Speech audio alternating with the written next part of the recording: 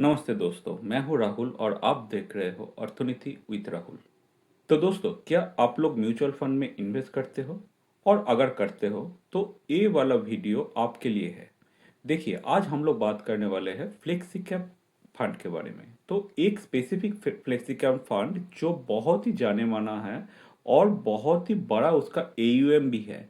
तो ये बहुत लोग इसके ऊपर ट्रस्ट भी करते हैं। तो आपको थंबनेल से या टाइटल से पता चल ही गया होगा कि हम लोग बात करने वाले हैं एचडीएफसी फ्लेक्सी कैप फंड के बारे में।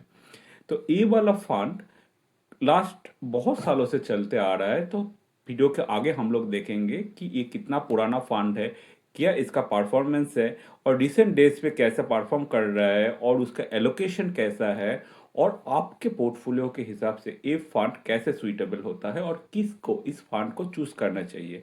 देखिए, ये एक ऐसा फंड है जो बहुत लोगों ने इसके ऊपर ट्रस्ट जगाया है और ये फंड उस ट्रस्ट को बरकरार भी रखे हैं और उसके भरोसे पर एक खड़े उतरता है क्योंकि उसका परफॉर्मेंस है ही ऐसा।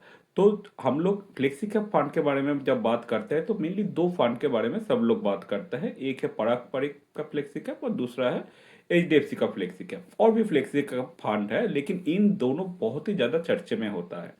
तो हम लोग आज मेनली बात करेंगे एचडीएफसी फ्लेक्सी कैप के बारे में और उसके बाद हम लोग पराग परिक के बारे में भी एक सेपरेट वीडियो लेकर आएंगे और उसके बाद दोनों का डिफरेंस भी देखेंगे कि एलोकेशन वाइज इसका क्या डिफरेंसेस है, कितना ओवरलैपिंग है। तो आप अगर इस वीडियो को देख रहे हो तो मैं आपको रिक्वेस्ट करूंगा कि काइंडली इस वीडियो को लाइक कर लीजिए, इस चैनल को सब्सक्राइब करके मेरे साथ जुड़े रहिए। तो आने वाले जितने भी वीडियोस होंगे वो आपके पास पहुंचेंगे और आप इस वीडियो के दौरान आपका फाइनेंशियल डिसीजन भी ले पाएंगे। तो चलिए शुरू करते हैं H D F C flexi cap fund review. तो चलिए हम लोग जान लेते हैं फंड के थोड़ा बहुत डिटेल्स। तो स्क्रीन पे आप देख सकते हो ये बहुत ही पुराना फंड है। 31 ईयर से ऊपर इस फंड का टोटल टेन्योर है और अभी भी बहुत अच्छी तरीके से ये फंड अच्छा रिटर्न दे भी रहा है। मैं आपके आने वाले वीडियो पे आप देख भी पाएंगे। तो आप एक लॉन्ग टर्म से चलता हुआ अगर एक फंड के बारे में आप बात कर रहे हो तो बहुत सारे फंड हम लोगों ने ऐसे भी देखे हैं कि लॉन्ग टर्म के में चलने के बाद थोड़ा बहुत उसका डाउनफॉल आया है, अच्छे से परफॉर्म नहीं कर रहे, लेकिन इस फंड में फॉर्चुनेटली अच्छे से परफॉर्म किया है लॉन्ग टर्म तक और लोगों का भरोसा जीता है। और इसीलिए आप अगर इसका एयूएम देखेंगे तो 91,000 के ऊपर इसका एयूएम है, एसेट अंडर मैनेजमेंट। तो टोटल 91,000 करोड़ इस फंड में लोगों ने डाले हैं और इस फंड के द्वारा शेयर में इन्वेस्ट किया गया है या स्टॉक मार्केट पे इन्वेस्ट किया गया है। अगर मिनिमम एसआईपी और मैक्सिमम मिनिमम लमसम के लिए बात करें, जो स्क्रीन पे जो वैल्यू दिख रहा है 3,000 और 5,000, that is actually for the regular investment. लेकिन अगर आप डायरेक्ट इन्वेस्टमेंट करते हैं तो 100 रुपीज़ का आपका एसआईपी करके भी इस फंड पे आप इन्वेस्टमेंट स्टार्ट कर सकते हैं।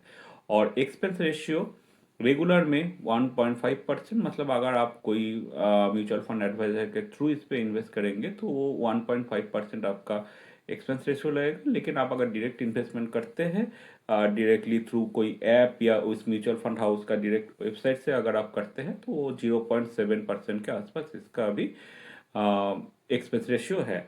और एग्जिट लुट क्या है कि अगर एक साल के अंदर आप कुछ भी लगाया हुआ पैसा, वो लमसम में हो सकता है या एसआईपी के थ्रू हो सकता है, जो भी लगा हुआ पैसा है वो अगर एक साल के अंदर रिडीम कर रहे हो, मतलब जिस दिन वो स्पेसिफिक पैसा लगाया गया है और जिस दिन उस स्पेसिफिक पैसे को आप विड्रॉ कर रहे हो, अगर उसके बीच में गैप एक साल से कम है तो 1% एग्जिट लोड आपको देना पड़ेगा।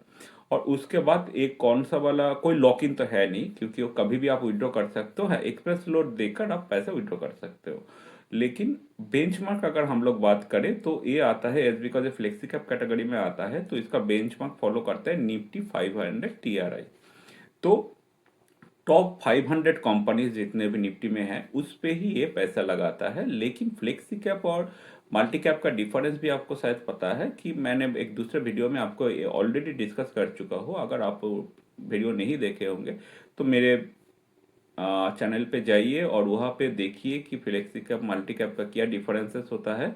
और मेनली मैं मोटा मोटा सा आपको बता देता हूँ कि फ्लेक्सी कैप में फंड मैनेजर के पास ये अपॉर्चुनिटी होता है या ये फ्लेक्सिबिलिटी होता है कि वो कहीं पे भी जितना भी कंपनीज है स्टॉक मार्केट में, सोचिए कि अगर 500 टीआरआई का बात करें तो टॉप 500 कंपनीज में कहीं पे भी पैसा लगा सकता है, लार्ज कैप, मिड कैप और स्मॉल कैप।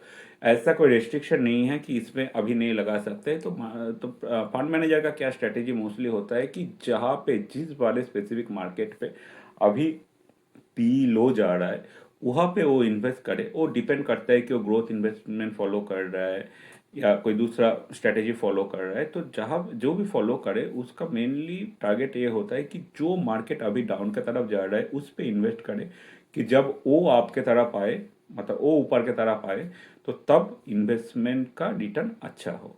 तो इस वजह से फ्लेक्सी कैप और मल्टी कैप में ये डिफरेंस हो जाता है, क्योंकि मल्टी कैप का एक मिनिमम हर एक कैटेगरी में लार्ज, मिड और स्मॉल में लगा होना होता है। लेकिन फ्लेक्सी कैप में फ्लेक्सिबिलिटी क्या है कि 500 कंपनीज में कहीं पे भी ज़्यादा या कम पैसा लगा सकते हैं, कोई भी कैटेगरी में, लार्ज, मिड और स्मॉल कैप में।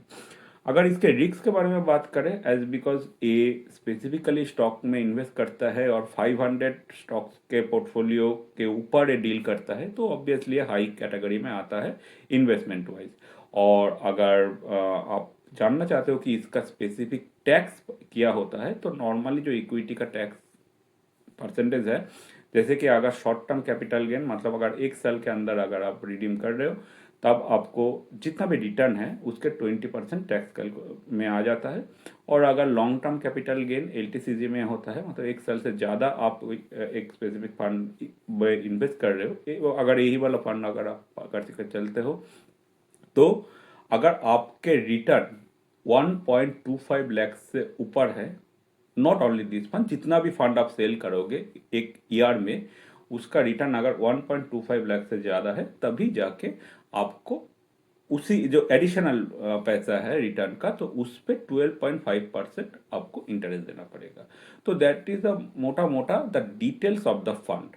अभी हम लोग बात करेंगे कि इसका रिटर्न कैसा है, जो सबसे ज़्यादा इंपॉर्टेंट है। तो चलिए बात करते हैं रिटर्न के बारे में।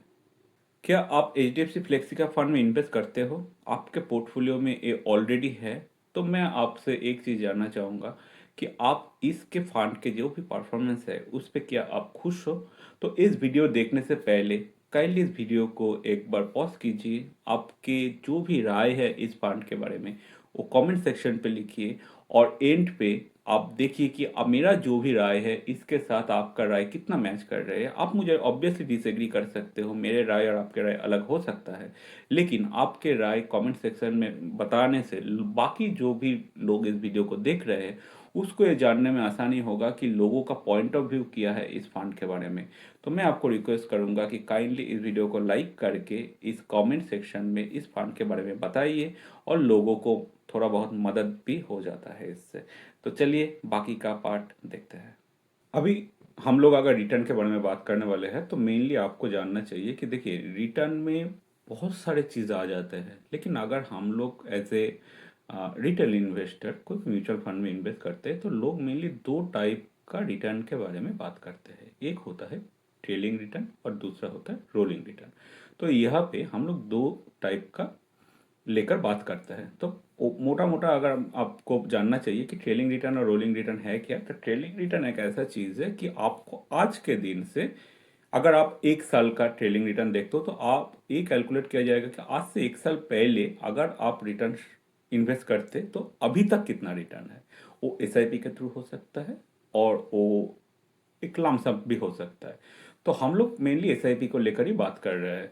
तो आप देख सकते हो स्क्रीन पे कि अगर ट्रेलिंग रिटर्न की हम लोग बात करें, तो एक साल का ट्रेलिंग रिटर्न जो है वो -1.79 है, बिकॉज आपको रीज़न पता ही है कि मार्केट बहुत डाउन चल रहा है और बेंचमार्क से भी एक कम है। लेकिन अगर 3 ईयर्स ट्रेलिंग रिटर्न का बात करेंगे, तो देखिए 11.39 जो बेंचमार्क से बढ़िया परफॉर्म किया है। 5 ईयर्स का अगर देखें तो वो भी 16.32, जो भी बेंचमार्क से 5% ऑलमोस्ट ज़्यादा है। और 10 ईयर्स का बात करें तो वो भी 17%, जो भी बेंचमार्क से ऑलमोस्ट 5% ज़्यादा रिटर्न दिए है। तो ये था ट्रेलिंग रिटर्न। तो अगर आप 10 साल से एसआईपी के थ्रू इस फंड में इन्वेस्ट करते रहते, तो आपका रिटर्न बनता 10 साल में 17.08%। लेकिन अगर आप हम लोग ट्रेलिंग रिटर्न, रोलिंग रिटर्न का बात करें, रोलिंग रिटर्न क्या बोलता है कि एक स्पेसिफिक टाइम फ्रेम में एवरेज कैसे रिटर्न बना है। तो अगर यहाँ पे देखते हैं कि फास्ट रोलिंग रिटर्न, अगर 1 साल का रोलिंग रिटर्न देखते हैं तो वो है 19%, 3 साल का रोलिंग रिटर्न 22%, 5 ईयर्स का रोलिंग रिटर्न है 18%, 7 ईयर्स का रोलिंग रिटर्न है 16% और 10 साल का रोलिंग रिटर्न है 15.91, मतलब ऑलमोस्ट 16%। तो अगर रोलिंग रिटर्न के आप देख के चले तो आपको ये पता चल गया है कि एवरेज वाइज ये फंड बहुत ही अच्छा परफॉर्म कर रहा है। क्योंकि देखिए, अगर एक लास्ट 3 साल में किया हुआ या लास्ट 5 साल में किया हुआ उससे ज़्यादा है कि अगर आप लॉन्ग टर्म इन्वेस्टर हो तो आपको शायद एवरेज से ज़्यादा मतलब है कि इमीडिएट ईयर में कैसा परफॉर्म किया है, तो वो आपको ज़्यादा विजिबिलिटी देता है। तो मैं बोलता हूँ कि रोलिंग रिटर्न देखा कीजिए, और ये एवरेज आपको शायद ये डिसीजन लेने में आसान होगा कि आपको कौन सा वाला फंड या परफॉर्मेंस को ध्यान में रखना चाहिए। तो अभी हम लोग थोड़ा बहुत डिस्कस करते हैं कि इसका, आप अगर स्क्रीन पे देख सकते हो यहाँ पे कि लास्ट 10 साल में इसका परफॉर्मेंस कैसा गया। लेकिन आप ध्यान से देखिए, जो येलो लाइन यहाँ पे दिख रहा है, येलो लाइन है कि कैटेगरी एवरेज, मतलब इस कैटेगरी में जितना भी फंड है उसका एवरेज क्या है और इस फंड का परफॉर्मेंस कैसा है।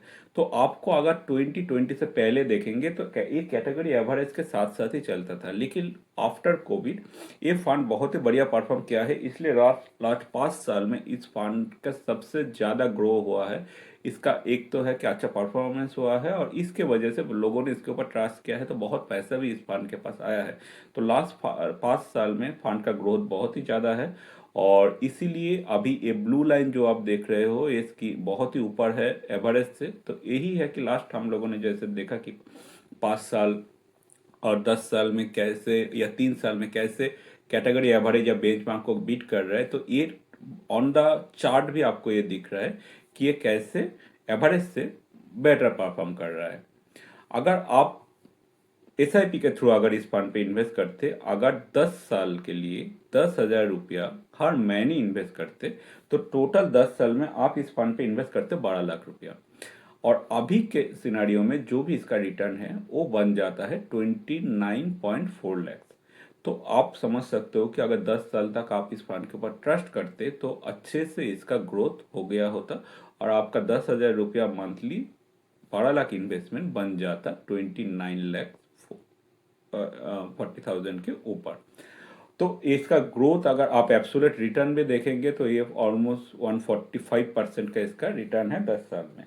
और अगर आप इस फंड में लमसम इन्वेस्ट करते 10 साल पहले, अगर 1 लाख रुपया इन्वेस्ट करके छोड़ देते, तो अभी ये वो 1 लाख रुपया बन गया होता 10 साल में 4.65 लाख। तो इसका टोटल एब्सोल्यूट रिटर्न बनता है 365% से ऊपर। तो आपको पता चल रहा है कि इस फंड को एज ए रिसेंट परफॉर्मेंस, 10 साल का परफॉर्मेंस या 5 साल का परफॉर्मेंस अगर आप देखें तो ये बढ़िया परफॉर्म कर रहा है। और इसका रीज़न है कि इसका फंड मैनेजमेंट बहुत ही स्टेबल है। और आपको इस फंड के साथ अगर आप पहले से जुड़े हुए हैं तो आप समझ सकते हो कि आपके इस ए वाले फंड आपके पोर्टफोलियो में एक अच्छे से रिटर्न भी दे रहे हैं। तो चलिए दूसरा पार्ट पे चलते हैं। अभी तक हम लोगों ने इस फंड के बेसिक डिटेल्स को समझे, और उसके साथ इस फंड ने लास्ट 5 साल 10 साल में रोलिंग रिटर्न और ट्रेलिंग रिटर्न के साथ कैसे रिटर्न दिए हैं वो हम लोगों ने डिस्कस किया। अभी हम लोग एक बहुत ही इंपॉर्टेंट पॉइंट डिस्कस करने वाले हैं कि इस फंड का जो इतना बड़ा पोर्टफोलियो है, ये फंड का इतना बड़ा एयूएम है, इस एयूएम में किस टाइप का फंड है या किस टाइप का स्टॉक्स है। उसके लिए मैं आप मेरे स्क्रीन पे देख सकते हो कि यहाँ पे अगर आप इक्विटी में, as because it is mainly equity fund, तो इक्विटी में इसका इन्वेस्टमेंट है 93%। डेट में थोड़ा बहुत इन्वेस्टमेंट है क्योंकि फ्लेक्सी कैप है, तो उसमें कोई बाउंडेशन तो है नहीं कि आप नहीं लगा सकते, लेकिन एज ए स्टेबिलिटी पर्पस थोड़ा बहुत पैसे उन लोगों ने डेट में भी लगा के रखा है।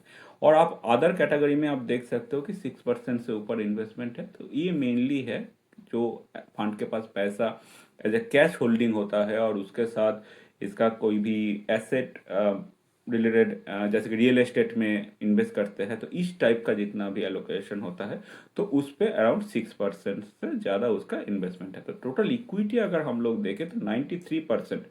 तो ऑब्वियसली इक्विटी फंड है तो इक्विटी में ही सबसे ज़्यादा रहेगा, लेकिन मार्केट कैप को थोड़ा देखिए। ये देखिए 77% 77.71% एक्चुअली जो लार्ज कैप में इन्वेस्ट किया हुआ है, मिड कैप में 8.44% और स्मॉल कैप में 6.91%। तो इससे आपको क्या पता चलता है? It is a very much heavy loaded, large cap loaded fund. 77% पैसा, आपने जितना भी पैसा अगर 100 रुपया यहाँ पे लगाया होंगे तो लार्ज कैप फंड मतलब टॉप 100 कंपनीज में इन्वेस्ट हुआ है 77.7%। तो ये बहुत ज़्यादा, as because flexi cap fund है, तो यहाँ पे अभी फंड मैनेजर को लगता है कि लार्ज कैप में ज़्यादा इन्वेस्टमेंट होना चाहिए। और इसका एक दूसरा रीज़न भी है कि देखिए ये फंड बहुत ही ज़्यादा हेवी हो गया है फ्रॉम द एयूएम परस्पेक्टिव। तो एयूएम जितना बड़ा हो जाएगा, अगर 1 लाख करोड़ का इसका अगर ऑलमोस्ट पहुंचने वाला है, शायद कुछ महीनों या साल में ये 1 लाख को क्रॉस कर जाएगा। तो अभी का अगर आप पोर्टफोलियो देखेंगे तो ऑलमोस्ट 70 लाख करोड़ आपका लार्ज कैप फंड में है। और अगर 8% भी अगर आप पकड़ के चले तो ओवरऑल फंड का जितना भी वैल्यूएशन है तो उसके साथ मिड कैप में आपका ऑलमोस्ट 7 लाख करोड़, 7,000 करोड़ लग चुका है। और स्मॉल कैप में भी ऑलमोस्ट 6,000 करोड़ लग चुका है। तो ओवरऑल फंड मैनेजर को ये लग रहा है कि यहाँ पे अभी लार्ज कैप लोडेड ही ज़्यादा रखना चाहिए। और जिस टाइम को उसको अपॉर्चुनिटी मिलेगा कि नहीं मिड कैप में अभी ज़्यादा पोटेंशियलिटी है या पॉसिबिलिटीज ज़्यादा है कि मिड कैप या स्मॉल कैप में ज़्यादा ग्रोथ होने का, तो शायद ये फंड मैनेजर डिसीजन ले सकता है कि लार्ज कैप से पैसा निकल के या नया जो भी इन्वेस्टमेंट आ रहा है वो मिड कैप या स्मॉल कैप में ज़्यादा वो इन्वेस्ट करना स्टार्ट कर पाए। क्योंकि उसको एक प्रोजेक्शन होता है कि हर महीने कितने पैसे एसआईपी के थ्रू आ रहा है या जितने भी पैसा लोग लमसम में डालता है, तो उसके पास एक प्रोजेक्शन होता है कि हम लोगों का लास्ट परफॉर्मेंस कैसा गया या फ्यूचर हम लोगों का कितना पैसा आने वाला है। तो उसके ऊपर डिसीजन लिया जाता है। ये एक दिन में तो नहीं होता है कि ओ चलो आज पैसा आ गया तो आज ही इतना लगा देता है, ऐसा नहीं होता है। फंड मैनेजमेंट जैसे काम करता है कि आपको पहले तो एक स्ट्रेटेजी बनाया जाता है। एक फंड मैनेजर हम लोग एक या दो लोगों का नाम देखता है, they are actually the leads और they are the responsible person, लेकिन उसके अंडर एक टीम होता है जो पूरा हर एक स्टॉक्स को लेकर रिसर्च कर रहा है। और वो रिसर्च डेटा को जब एक साथ सबमिट किया जाता है तब जाके एक एक करके कि कौन सा वाले स्टॉक्स मेरे जो ग्रोथ पोटेंशियल है या मेरे फंड का जो परफॉर्मेंस है उसके साथ ठीक बैठ रहा है, उसके ऊपर डिपेंड करके डिसीजन लिया जाता है। तो ऐसे लार्ज कैप कब ज़्यादा होगा, मिड कैप कब ज़्यादा होगा, ये तो फंड मैनेजर के ऊपर डिपेंड करता है। तो ये था इसका जितना भी एलोकेशन है लार्ज मिड और स्मॉल कैप के, उसके ऊपर अभी हम लोग देखने वाले हैं कि ये जो फंड है एक कौन सा सेक्टर में इन्वेस्ट कितना परसेंटेज पे किया है। तो आपको स्क्रीन पे अभी दिख रहा है कि जो फाइनेंशियल सेक्टर है जिसमें बैंक्स और NBFC, non banking financial corporation सब आता है, तो उस सेक्टर में टोटल आ रहा है अराउंड 32% से ऊपर। ऑटोमोबाइल में 11%, हेल्थ केयर में 10%, सर्विसेज में ऑलमोस्ट 8%, टेक्नोलॉजीज में 7.25%, एनर्जी में 6.19%, इंश्योरेंस में 3.89, मेटल एंड माइनिंग में 3.83, कम्युनिकेशन में 3%, construction, capital, material, consumer staples, इस टाइप का और भी जितना भी कैटेगरीज है अलग अलग कैटेगरीज में। तो ये फंड ये तो हम लोग को बता रहा है कि ये कोई भी सेक्टर को छोड़ नहीं रहा है, सभी सेक्टर में अच्छा खासा पैसा लगाया है। हाँ, क्वेश्चन आ सकता है कि फाइनेंशियल में इतना ज़्यादा क्यों। अब कोई भी फंड उठाकर देख लो, मेनली जो लार्ज कैप हेवी फंड्स है उसमें मैक्सिमम पैसा लार्ज कैप कैटेगरी में फाइनेंशियल में ही जाता है। इसका बड़ा रीज़न तो ये है कि जो टॉप कंपनीज है उस पे बैंक्स और एनबीएफसी का एक बड़ा सा परसेंटेज होता है। आप बड़े बड़े बैंक पकड़ के चलो, जैसे कि SBI, HDFC, ICICI, axis, standard chartered बोलो या कोई भी नॉन एनबीएफसी में जो भी आता है जैसे कि मुथूट फाइनेंस बोलो, बजाज फाइनेंस बोलो, बजाज फिनसर्व बोलो, तो ये सब कुछ मिला के ये फाइनेंशियल में हेवी लोड हो जाता है। कोई भी फंड आप पकड़ के चलो जो लार्ज कैप हेवी फंड है, जैसे कि लार्ज कैप फंड, कोई भी लार्ज कैप फंड हो या फ्लेक्सी कैप फंड हो, जहाँ पे फाइनेंशियल हेवी ज़्यादा ज़्यादा से ज़्यादा होता है। तो ये था इस फंड के डिटेल्स। अभी हम लोग बात करने वाले हैं कि आपको इस फंड पे इन्वेस्ट करना चाहिए या नहीं। देखिए, अगर आप लार्ज कैप में इन्वेस्ट करते हो और आपको लगता है कि मुझे स्मॉल कैप और मिड कैप में भी इन्वेस्टमेंट करना चाहिए और आप लॉन्ग टर्म के लिए इन्वेस्ट कर सकते हो, तो ये फंड का परफॉर्मेंस वाइज और इस फंड का जितना भी हम लोगों ने डेटा देखा कि कितना पैसा मिड और लार्ज कैप स्मॉल कैप में इन्वेस्ट होता है, तो बहुत ही छोटा सा परसेंटेज इन्वेस्ट होता है, लेकिन इसका ओवरऑल जो परफॉर्मेंस है वो लार्ज कैप से बहुत ही बेहतर है। तो आप जरूर इस पे इन्वेस्ट कर सकते हो। थोड़ा सा रिस्क आप ले सकते हो, लेकिन एज बिकॉज फ्लेक्सी का फंड है तो फंड मैनेजर को जब भी लगेगा कि नहीं स्मॉल कैप और मिड कैप में रिस्क ज़्यादा हो रहा है तो और भी कम कर सकता है। तो आपको स्टेबिलिटी इस फंड में ऑब्वियसली मिलेगा। और अगर लास्ट कुछ सालों का या लॉन्ग टर्म परफॉर्मेंस का बात करें तो ये फंड बहुत ही बढ़िया परफॉर्म किया है। तो मैं सजेस्ट करूँगा कि अगर आप चाहते हो कि इस फंड पे आप नया इन्वेस्टमेंट करना चाहते हो तो ऑब्वियसली कर सकते हो, लेकिन आपको लगता है कि नहीं मैं स्प्लिट करके इन्वेस्ट करूँगा, लार्ज कैप में अलग से, मिड कैप में अलग से और स्मॉल कैप में अलग से, तो वो भी आप कर सकते हो। लेकिन आपको वो अगर झंझट नहीं लेना है, एक ही फंड जो आपको हर टाइप का अपॉर्चुनिटी देता है, फंड मैनेजर को डिसीजन लेने का मौका देता है कि कहाँ पे कितना इन्वेस्ट करें, तो ये फंड आपके लिए सही हो सकता है और आप इस फंड की तरफ जा सकते हो। तो डिसीजन आपके है, लेकिन ऑब्वियसली इन्वेस्ट करने से पहले थोड़ा बहुत रिसर्च और भी कर लिया कीजिए। और इस वीडियो को अगर आप अभी तक देख रहे हो तो मैं आपको रिक्वेस्ट करूंगा कि काइंडली इस वीडियो को लाइक कीजिए, कमेंट में बताइए कि आप इस फंड के साथ जुड़ना चाहते हो या नहीं, और या आपके पोर्टफोलियो में ये फंड ऑलरेडी एग्जिस्ट करता है या नहीं। Thank you, all the best, good bye.